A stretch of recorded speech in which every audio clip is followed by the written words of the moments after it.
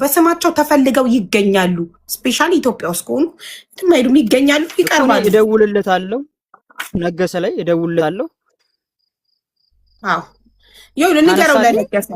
አዎ ካላነሳ ያጎት ልጅ አይደለ? ካላነሳ ላጎትክ ለቤተሰቦች ነግረህ አሳውቅሻለሁ። ላንቺ ደግሞ ኢትዮጵያ ውስጥ ሳለ ድረስ የትም አይሄድም። ካላነሳልኝ አሳውቅሻለሁ። ስንቴ የሞከርኩበትን ምናምን ሁሉንም ቀርጫ አሳይሻለሁ ላንቺ። በጣም ጥሩ እሺ፣ ልንገርክ አንተ ነገሰን ብቻ አምጣው። ዘመድክን ደጀን፣ አሊ፣ ደስታው፣ ሰርኪ፣ ልዑል፣ ደምሳሽ፣ ሰይፈ እነዚህ ከኢትዮጵያ ካልወጡ ኢትዮጵያ ውስጥ ካሉ የትም አይሄዱም። ከሀገር ሳይወጡ ተፈልገው ይያዛሉ።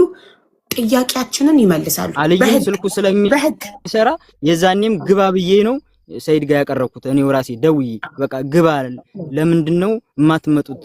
እየሰማን ነው ብለዋል። ይሰማሉ እኮ ሁሉም እኮ ይሄን ያዳምጣሉ እኮ። ታዲያ ንጹህ ከሆኑ ምን አስፈራቸው? ንጹህ ከሆኑ ምን አስፈራቸው? ለምን አይመጡም? እንደኛ ፍትህ ፈላጊ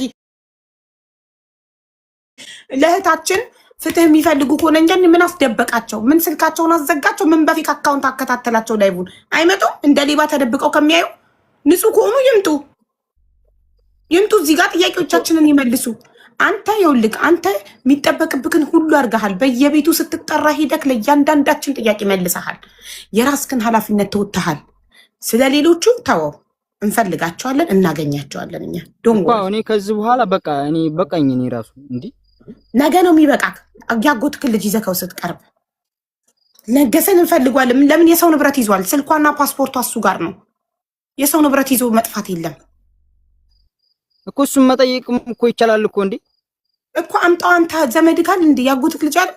አምጣው አንተ ማምጣት ካልቻልክ ደግሞ አድራሻ፣ የቤተሰቦቹን አድራሻ ስጠን፣ ለህግ አካላት እንስጥ። ለጥያቄ ይፈለጋል። ይቅረብና ጥያቄ ይመልስ። ለቅልቦች ላስተላልፍን፣ ያንተ አድራሻውን ስጠኝ፣ የቤት ቁጥሩን፣ ወረዳ፣ ኤቭሪቲንግ ስጠኝ። እኔ ለቅልቦች ላስተላልፍ። ይሄድና በህግ ተይዞ ይጠየቅ። ማንም ሰው እኮ ተጠርጣሪ ነህ ከዚህ ቦታ ስለነበርክ እና ለጥያቄ ትፈለጋለህ ከተባለ በህግ ሄዶ ጥያቄውን መመለስ አለበት። ለምን እንደ ሌባ ስልኩን ዘግቶ ይጠፋል? የገጠር መጠየቅ ያለባቸው መጠየቅ ይችላል። ምን አለ መሰለህ፣ አሁን አንተን አምና የአካባቢ ልጅ ነው ብላ ካንተ ጋር ሄዳ እዛ ላይ እኔን አይደለም ወንድም ሄደችው ልጅቷ። እኔን አምና አይደለም ወንድም፣ ያው እናንተን አምና አብራችሁ የነበራችሁ ልጆች በሙሉ አምና ነው እናንተ ጋር ሄደችው እቺ ልጅ። ስለዚህ ልታግዘን ይገባል እንጂ ለምን ተጠየቅኩ ብለህ ልትቆጣ አይገባም። እንዲያውም ሊቆጭህ ይገባል። ለምን እዚህ ጋር አንድ ሐሳቤን እያቋረጡኝ ነው። ሐሳቤን መስጠት አልቻልኩም። አው ተስፋ ይቅርታ ተስፋሽ ሄድ፣ በጣም ይቅርታ። እሺ ምንም ችግር የለም ወንድሜ። ሀቡ አሁን እኔ ላንቺ ነው ነብሰ ጡርም አይደለሽ፣ ረጅም ሰዓት ማር ላይ ተቀመጥሽው።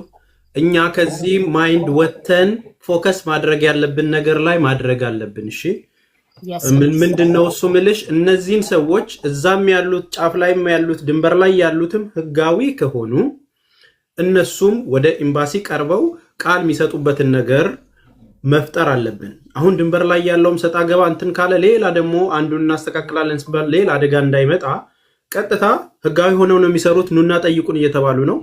ኢንቮልቭ እንዲያደርግበት እዛ ኤምባሲው ኢንቮልቭ እንዲያደርግ ይሄ ጉዳይ ሲሪየስ መሆኑን እኛ ጫና ማድረግ ይኖርብናል። እዛ እንትን እንላለን። ከዛ በተጨማሪ አገር ቤት ያሉት አብረው የወጡት ኦልሬዲ የገጠር ልጅ ብቻ ነው ባክ ያደረገው። 9ኙም ባሉበት ተፈልገው ስልካቸው ያሉበት ሎኬሽኑ ተፈልገው መግባ። አንደኛው ደግሞ እንደሄደ ነግሮናል። ዳር ላይ ነኝ ለሳያ ደውሎለታል መጣም ያለው ማለት ነው። ሀገር ቤት ያሉትም በህግ ቁጥጥር ስር ውለው ያዩትን እንዲመሰክሩ ተጠርጣሪና ምስክርነት እንጂ የሰጡት መቼም ገላችኋል ተብለው አይደለም እየተጠየቁ ያሉት።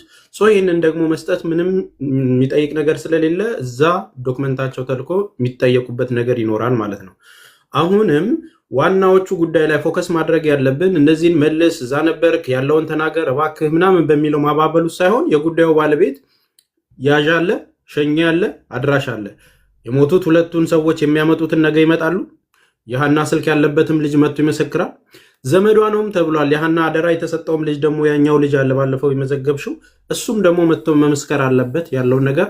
አባቷንም በደንብ ደግመን ደግሞ ዛሬ የተነሱትን ነገሮች ጠይቀን አባቷንም ዘመዱንም ያለውን ነገር አድርገን ወደ መስመር የሚይዘው ያ ነው እንጂ እንትኑ እልም ይልና አሁን እያንዳንዱ አጀንዳ እየሰጡ ነው። አሁን መጠየቅ ያለብንን ነገር እንዳንጠይቅ ረጅም ሰዓት ተቀምጠናል። ግን ሰንበዲ ገባና መረጃ አለኝ ይላል። ከዛ እንደዚህ የሆነ ነው እስከ 10 እና 11 ቀን የሚሄደው።